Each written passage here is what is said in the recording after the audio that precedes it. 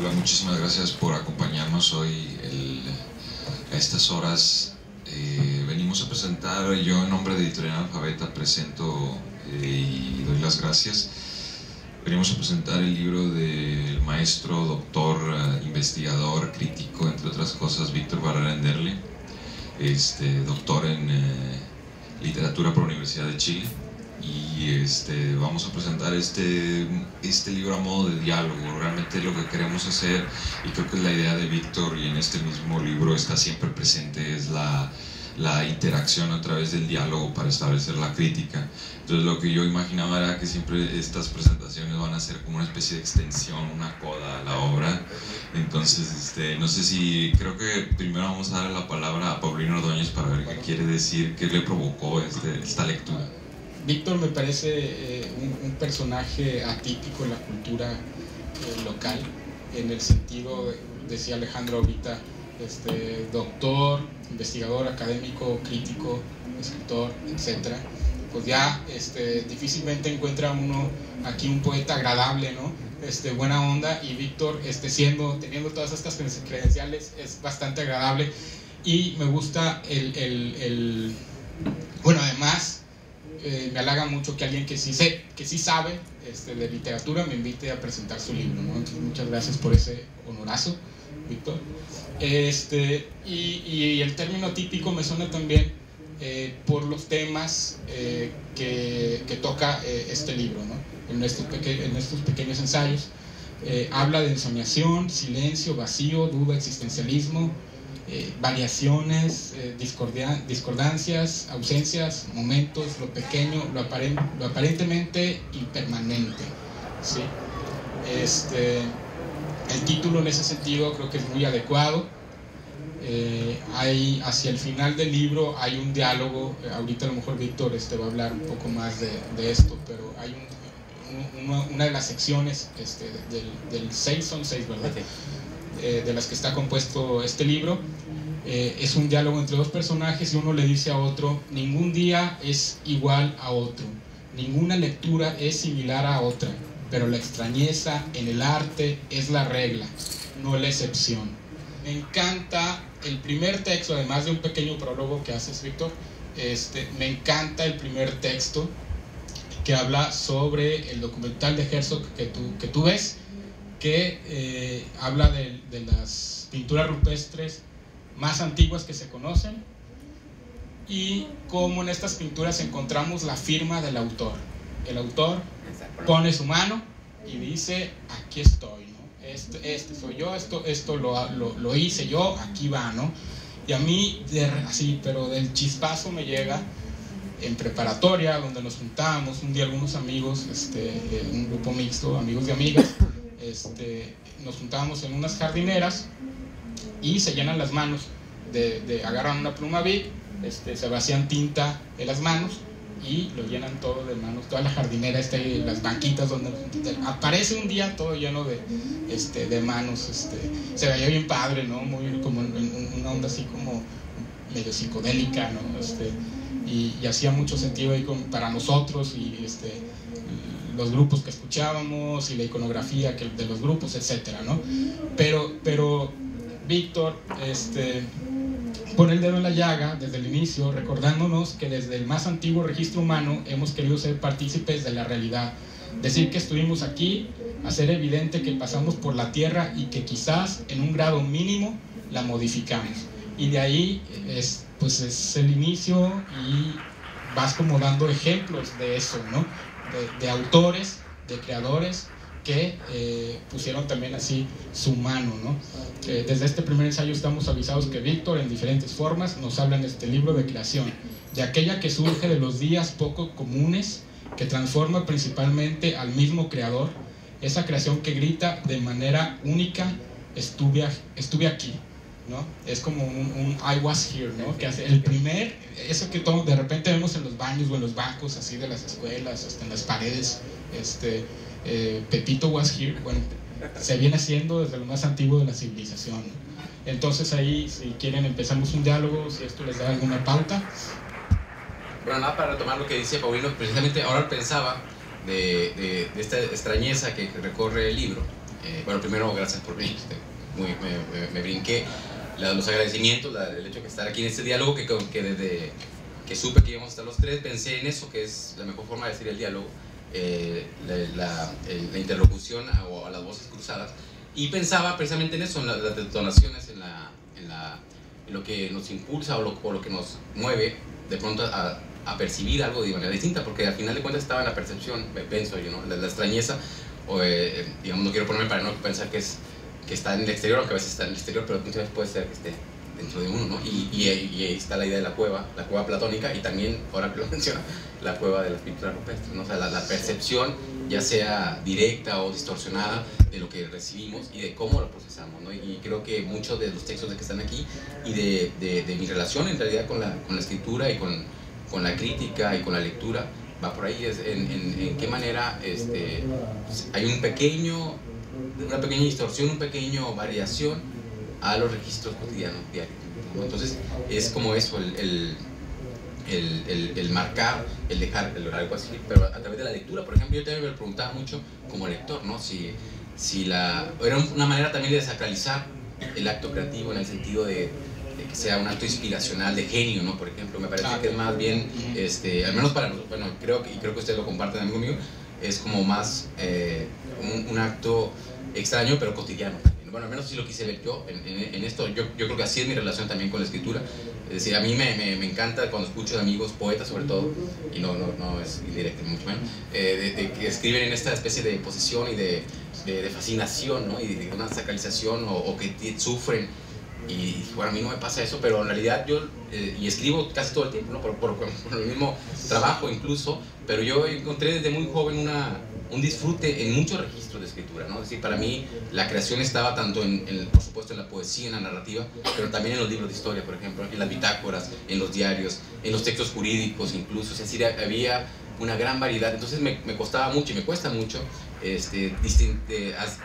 priorizar o comunizar en el ámbito comunitario solamente un tipo de registro. Entonces me gustan mucho esos tipos de registros, y creo que en el libro se nota, incluso en la misma manufactura del libro, que ensayo diferentes voces muy relacionadas con la crítica también, pero porque creo que hay una dimensión creativa, así como hay una dimensión crítica en la creación, también hay una dimensión creativa en la crítica, por supuesto. Hay una reescritura, una puesta no solamente en observación, que suena muy científico, sino en cuestionamiento, en cuestionamiento de uno mismo. Creo que la crítica tiene también un elemento muy reflexivo y autorreflexivo que nos hace cuestionar, y que mucha de la extrañeza que viene de ahí, ahora lo pienso con el tiempo, el pasado, que me lo provocaba también el hecho de la reflexión, sobre la reflexión, ¿no? Es el espejeo un poco de mirar y de cuestionar no solamente la obra en sí, sino todo lo que envuelve, todos los elementos. Por eso el diálogo también que mencionaste, ¿no? Que es un poco como darle la vuelta a lo que aparece ahí al tapete, ¿no? Alfonso Reyes tiene una reflexión sobre la crítica que también es al revés del tapete. No sé si está el tapete colgado ahí con todas sus figuras, pero ¿qué hay al revés? Que la urdimbre, los cruces, los tejidos, y uno empieza a expandir y se da cuenta que hay muchísimas conexiones, y que igual con de las cuevas también, la pintura rupestre, ¿no? Hay más cosas que la simple imagen, ¿no? Pues ahí hay una serie de posibilidades que algunas las conoceremos, otras no, otras las inferimos, pero eso me interesa mucho. Creo que esa es parte, me parece, del estrés. Y yo quería hacerte una pregunta que igual es así como una pedradota. A ver. Que hay dos textos que me gustaría leer antes de hacerle de aquí, de este mismo libro. Dice: una lectura heterodoxa nos revelaría que en la actualidad precisamos que la literatura y el arte se vuelvan ilegales, que las nuevas creaciones encarnen las conductas alternativas e insumisas ante el poder, el lenguaje y demás factores que terminan hoy nuestras vidas. Hay que trazar nuevas figuras en las paredes de nuestras modernas cuevas. Ese es un texto que quiero que tengamos en mente, es decir, la necesidad de la ilegalidad del arte. El otro que quiero traer aquí es en el diálogo precisamente que ya comentamos aquí, del crítico como crítico. Dice: ya no podemos hablar del beneficio de no hacer nada. La industrialización, o quizá debería decir la digitalización, nos alcanzó y contaminó nuestras conductas lectoras. Y le responde Ernesto, esto lo anterior lo ha dicho Gilberto, y le responde Ernesto: ese pesimismo me hace sospechar que has dejado de creer que el arte es, sobre todo, una forma de reflexión y que el artista es principalmente un crítico. Y le responde Gilberto: nada de eso, lo creo, pero de manera diferente. Entonces mi pregunta es, ¿cuál es esa manera diferente? ¿Cómo el arte, qué fe podemos tener en el arte para que se transforme y realmente vuelva a ser ese arte ilegal, ese arte de rebelión?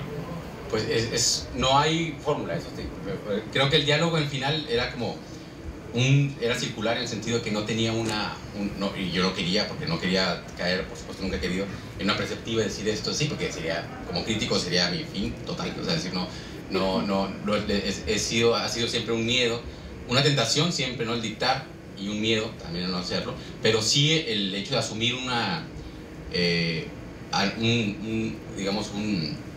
cierta, entre comillas, responsabilidad de emitir un juicio, ¿no? Entonces eso también está aquí, pero sí la idea de que primero no decretar el fin de nada, porque sería como también anacrónico decir ahora la tecnología, sino lo que sucede es que se va a cambiar, ¿no?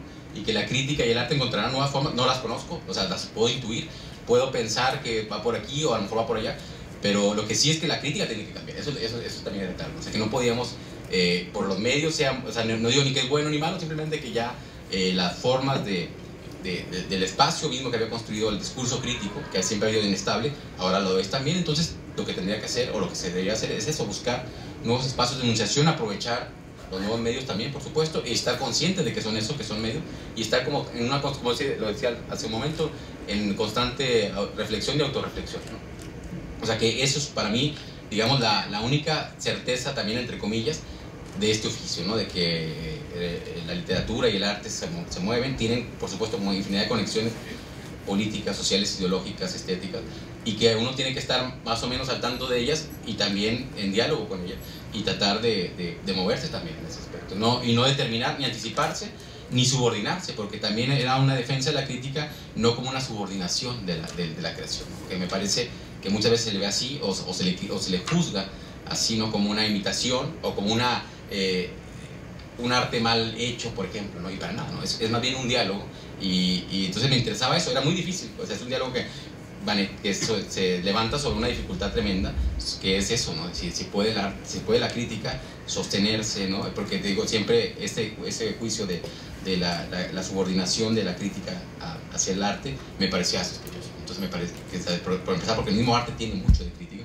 Voy a retomar algo que dijiste hace rato sobre esta cuestión de los poetas, que como el poeta esperando la iluminación para escribir el verso preciso, etcétera, ¿no?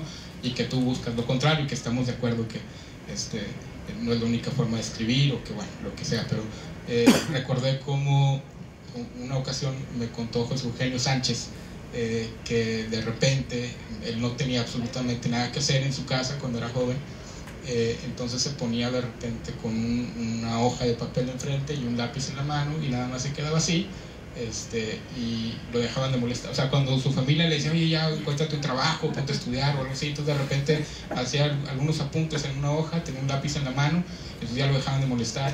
Decían, no le diga nada, está escribiendo. Sí. Entonces de repente esa postura puede ser útil, ¿no? Sí, de otra manera, ¿no? No precisamente para resultar con un texto, ¿no? Pero en este mismo sentido, tú dices, el vacío ayuda a encontrar trascendencia en el sentido estético e intelectual, en las cosas más pequeñas del arte y de la vida, ¿sí? Esto se ve en la parte final, en la sexta del libro, donde vemos a Víctor protegiendo de la lluvia libros usados recién comprados, o Víctor leyendo y comentando sus lecturas, o Víctor en un viaje en tren, etc.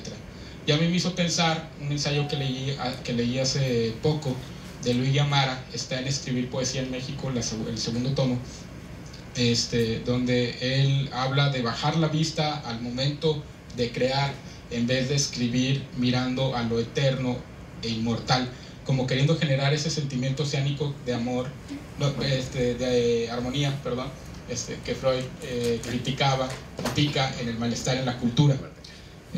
Amara también da a entender que se puede escribir como quien con su celular toma fotografías de lo más intrascendente, pero que si nos fijamos bien en ellas podemos encontrar algo inesperado, ¿no?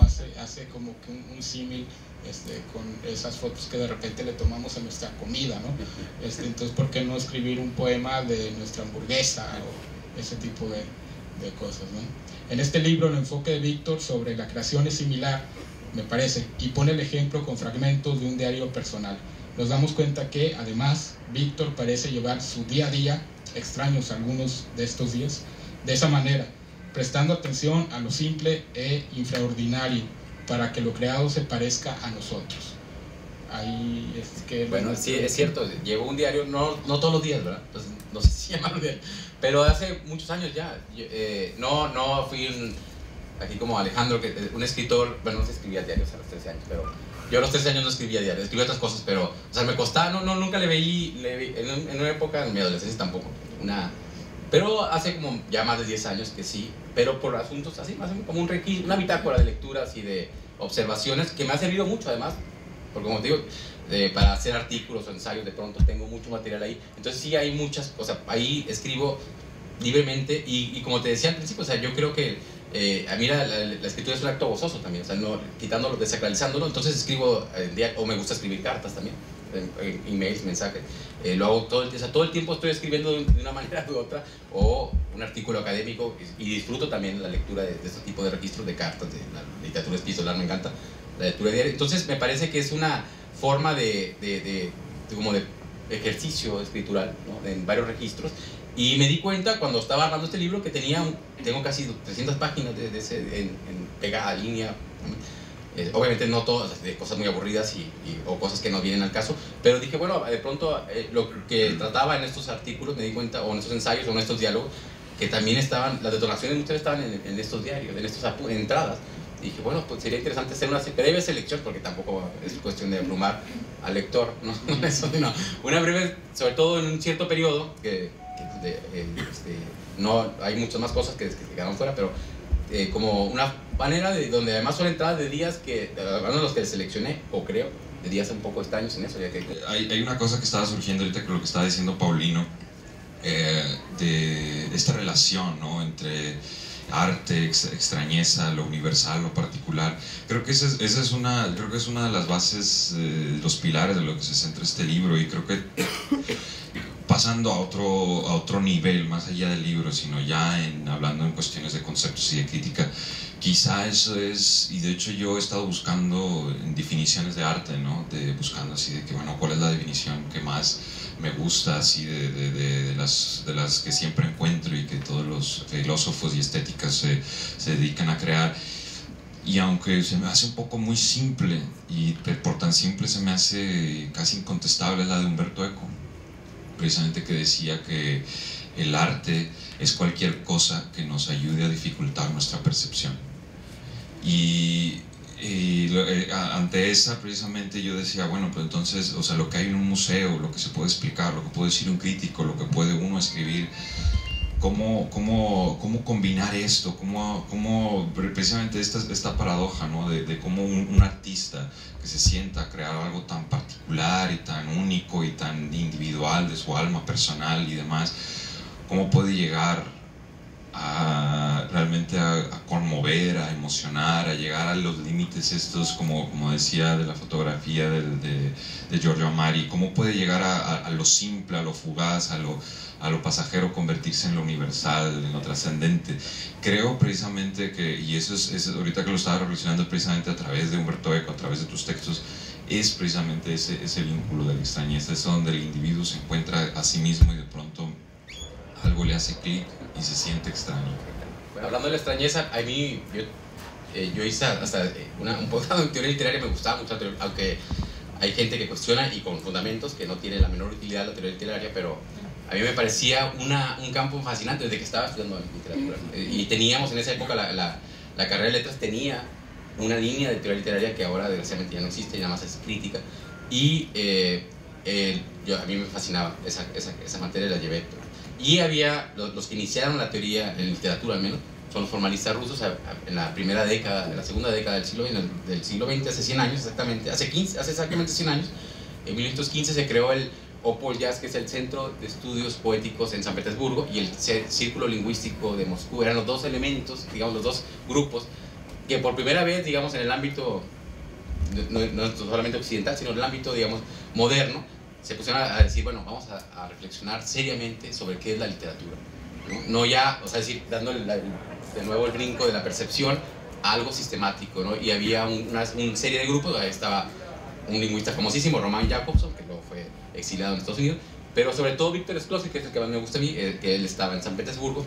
Shklovsky tiene un ensayo maravilloso, que es fundamental en la historia de la teoría literaria, que se llama El arte como artificio, y él precisamente decía, bueno, criticando a un crítico impresionista, muy en la línea de los interlocutores de este diálogo, ¿no? que se quedan más en las emociones y en la percepción, que decía este crítico impresionista ruso que la poesía es el lenguaje por imágenes, y decía que no, que en realidad que eso no le decía nada, ¿no?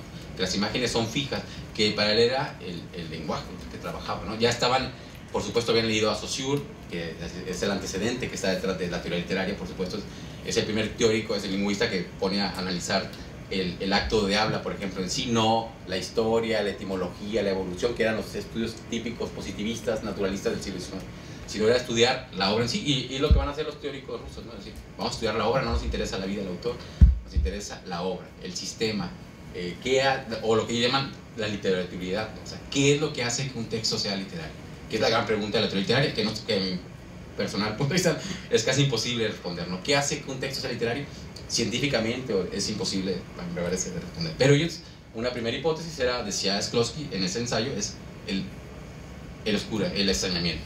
Oscurecer la percepción, que nos presenten este objeto, este bote, por ejemplo, como si fuera la primera vez que lo vemos. Porque el lenguaje cotidiano nos automatiza. Esa era la tesis de Shklovsky.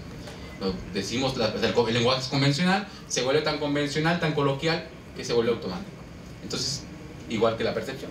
Ves el atardecer, por eso lo digo un poco al inicio, ¿no? El mismo árbol en el camino, la misma parada del camión, la misma estación de metro, el mismo metro, etc. Entonces, pero de pronto, si eso te lo presentan con otras palabras, con otra expresión, algo, al menos te hacía reparar. Después, claro, por ejemplo, otro teórico que me encanta, que es Terry Eagleton, decía que él también quiere mucho a los formalistas, pero decía, bueno, desgraciadamente no es, ojalá hubiera sido así, ¿no? Porque nos hubiera resuelto el trabajo a todos los teóricos literarios así. Esto es lo que causa, pero no es así, dice, porque la misma publicidad, por ejemplo, o sea, es decir, es una condición retórica el extrañamiento en el lenguaje, ¿no? Así. En un país en el que los lectores son minoría, ¿puede existir un autor? Esa es la reflexión que me queda a mí después de leer esto. Para ello, ¿habría que hacer algo más que escribir? ¿Sí? O sea, ¿es lo mismo escribir y ser autor? ¿No? Yo creo que no.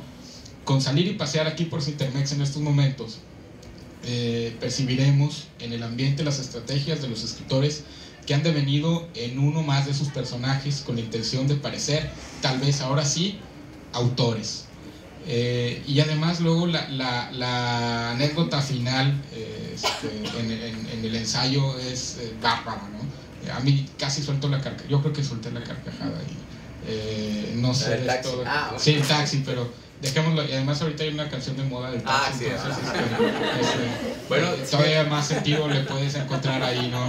Cuando lo leamos. Pero sobre esto no sé qué algo que quieras agregar. Sí, Alejandro, un poco esa de, así brevemente, esa crónica, porque también hay crónicas en este libro, esa es una crónica de la Feria del Libro de Guadalajara del 2012, creo que fue, que Chile era el país invitado. Yo viví mucho tiempo en Chile y estaba escribiendo con una revista chilena que se llama La Panera, y la directora, que es una buena amiga mía de muchos años, me dijo, ¿y por qué no vas y cubres? Porque va a ir otra reportera, pero nos mandas una crónica de lo que tú ves. Y entonces fue como un encargo, ¿no? Dije, bueno, yo he ido a la Feria de Guadalajara muchos años antes también, pero muy breve, ¿no? No me había puesto como a observar. Entonces dije, voy a hacer eso, voy a observar. Y fui, ¿no? Estaban, bueno, no está Carlos Lejaime también estuvo ahí en esa feria. O sea, él iba como de la Capilla Alfonsina, entonces nos teníamos nuestro gafete y entrábamos. Bueno, él ni tenía gafete, nunca me llegó, él me prestaba. O sea, él entraba y luego se sorteaba y me salía y me entraba. Y entonces también no pagaba, era un intruso, un polizonte totalmente en esa feria. Y me puse a observar y veía, no quiero decir, ahí no digo nombres, pero sí había esos escritores que entraban y querían que los vieran. porque el lugar y el espacio estaban los funcionarios, estaba toda Conaculta, al menos el área literaria de Conaculta.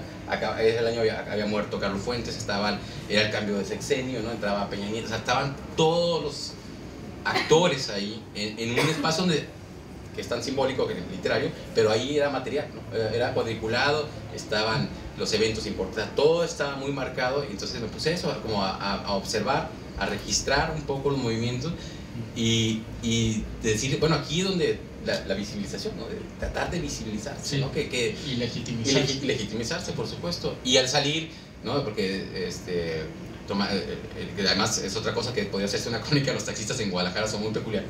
Aparte que es muy extraño porque te cobran por distancia y son muy caros, son demasiado caros, y ellos hablan son temas rarísimos. Entonces ahí saliendo tomé un taxi y me pregunta el taxista que venía de la feria, pero para él la feria más importante, y para mucha gente en Guadalajara, se hace ahí en ese lugar que es la Expo, pero es la feria, decía, la feria de los ferreteros. Esa es la buena feria. La gran feria de Guadalajara es la feria de los ferreteros, que creo que un mes después. Solamente un último apunte precisamente al respecto de esto. Creo que el valor de este libro, y también voy a romper una lanza a nuestro favor porque no hay nadie más que lo haga, el valor de nuestro trabajo precisamente es ese, creo yo, el que ya no hay esa sustitución del arte por el simulacro, de la lectura por el número, del libro por el mercado del libro.